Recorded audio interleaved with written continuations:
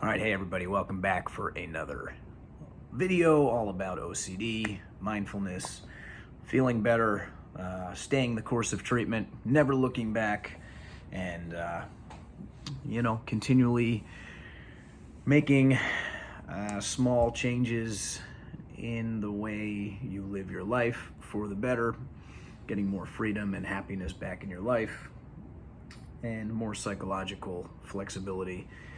My name is Brian, and today's topic is going to be on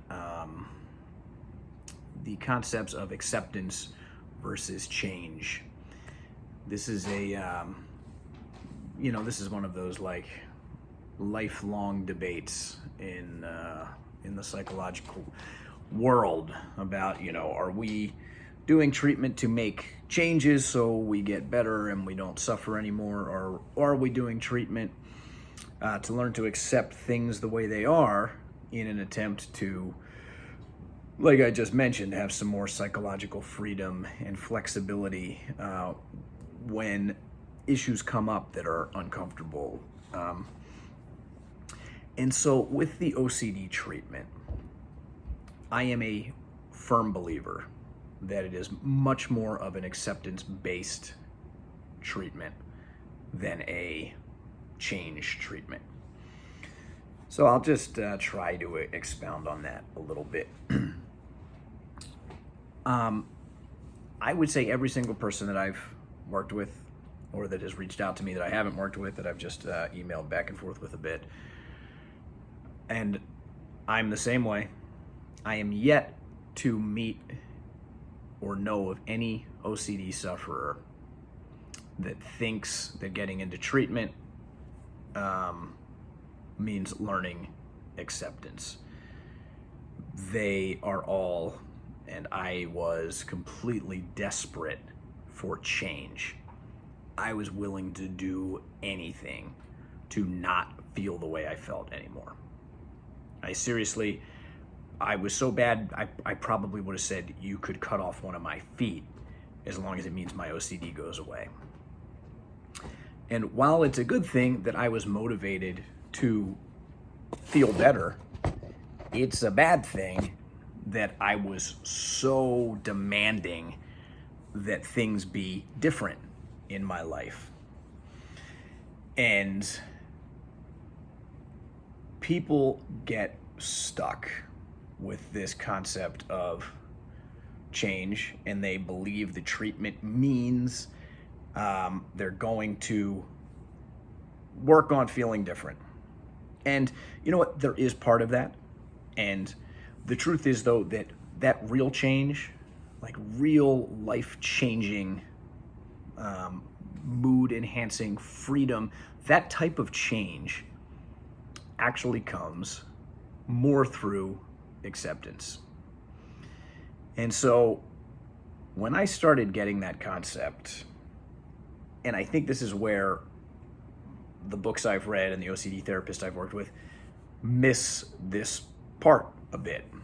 And it is definitely something I learned much more through my mindfulness practice and studying with mindfulness coaches, that the attitude of acceptance we carry across the board. The practice is literally taking whatever happens in your life, any thought that comes up, any obsession, any feeling, any emotion,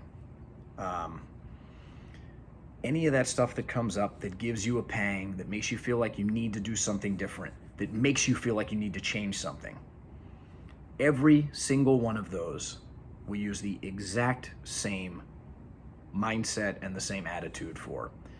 It is, instead of me trying to get rid of this, can I work on making room for this? Can I work on accepting it exactly as it is, inviting it in exactly as it is, allowing it to stay around as long as it wants? Because the truth is, with OCD especially, the change that needs to be made for us to feel better is that we need to learn how to be accepting of uncertainty.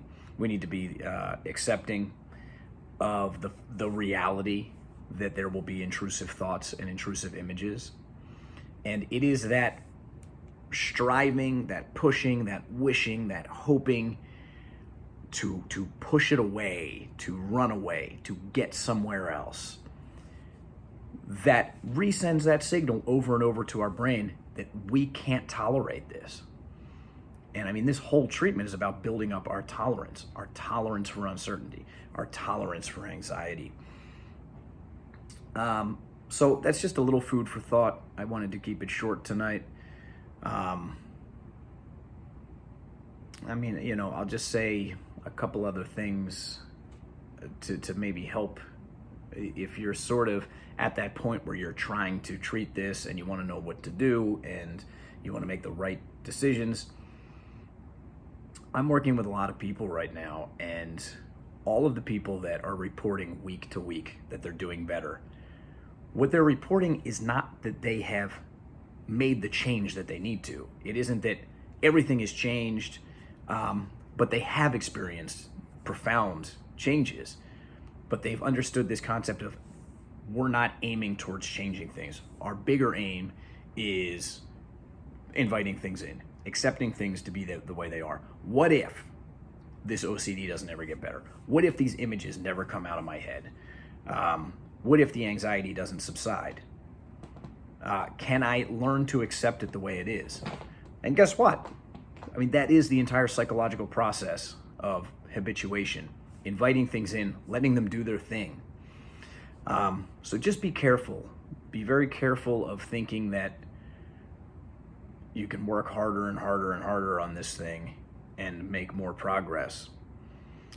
You can do hard work, but it's worth it to make a daily reminder that the hard work you're doing is more geared towards, can I learn to accept the way things are, the way they are right now?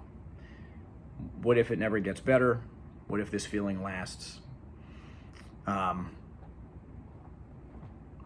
can't tell you enough the freedom that comes through learning to be more accepting of everything that comes up, treating it the same way, whether it's fear, whether it's happiness, whether it's sadness, whether it's guilt, whether it's elation, anything that comes up.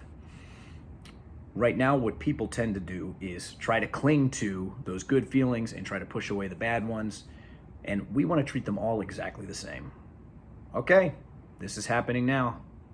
There it is. Come in and do your thing. Stick around. If it is anxiety, we invite it in, because the more we can invite it in and have an attitude of do your thing, come on in, stick around. I'll be here with you. You've been here a million times before. The more that we do make profound change, but we're not forcing the change. We're not forcing it. We're not running. We're not pushing, non-striving. One of the 9 attitudes of mindfulness talked about by Jon Kabat-Zinn is non-striving. And I did want to make a video on that. And so I see people making great progress. And each week they're saying, yeah, I feel like I'm obsessing less. My anxiety levels have diminished. I don't feel, when my OCD flares up, it doesn't feel as immediate. It doesn't feel like I'm completely compelled to do something. It's you know, its grip is not nearly as strong on me, and that's it. And we just keep moving in that direction, piece by piece. You are not going to wake up one day and your OCD is going to be gone. It just doesn't work that way. It's practice, and it's repetition, and it's reminder of the attitudes that you should carry with you, and reminder of what the goal of treatment is. And so those people are doing very well. And at the same time, I have a lot of people that are like me, that are stubborn, that think there has to be another way, that don't believe that this is the way to feel better. They are convinced that their type of OCD needs to be figured out. And they don't realize that their obsessions are not the cause of their suffering. They are a symptom. Your OCD, your obsessions, your doubts, your fears, your worries are not the cause of your OCD. They are a symptom. And the quicker you can understand that, and understand that you really don't need to get an answer to these things, you really don't need to figure them out. You really can invite them to be completely unanswered and be accepting of the reality that you can't get a certainty on these, and be accepting of the reality that you don't have to get a certainty on these things. That's when people start feeling much better. Okay, just a little video on some thoughts. Feel free to leave a comment, shoot me an email. I'm at ocdmindful@gmail.com. And keep doing well, everybody. Talk to you next time.